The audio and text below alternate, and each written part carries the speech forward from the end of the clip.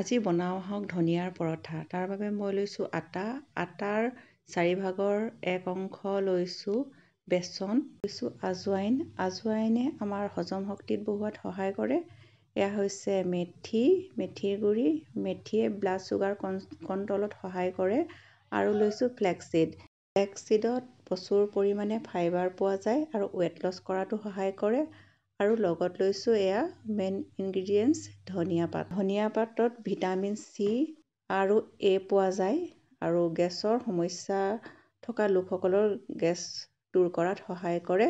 আৰু সোৱাদ অনুযায়ী নিমখ দি গোটেইখিনি সামগ্ৰী ভালকৈ মিহলাই ল'ম।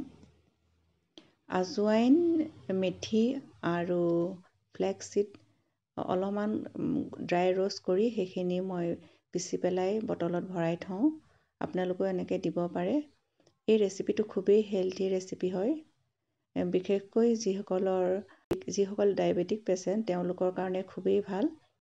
আৰু গোটেইখিনি সামগ্ৰী পানী দি ভালকৈ মঠি ল'ম আৰু মঠি লোৱা আটাখিনিৰ ওপৰত 2-3 টোপালমান অলিভ অইল দি পেলাই 10 মিনিটৰ কাৰণে ৰাখি দিম।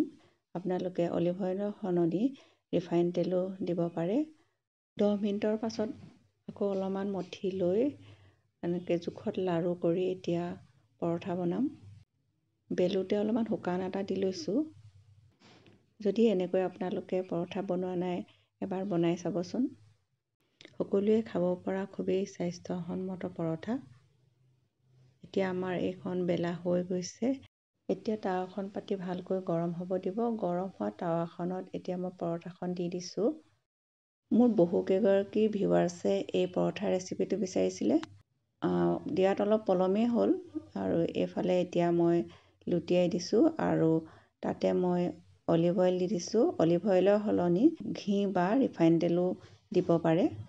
আৰু ইটো ছাইডেও লুটিয়াই এতিয়া তাতো অলপমান অলিভ অইল দিছোঁ। এয়া আমাৰ পৰঠা ৰেডি হৈ গৈছে।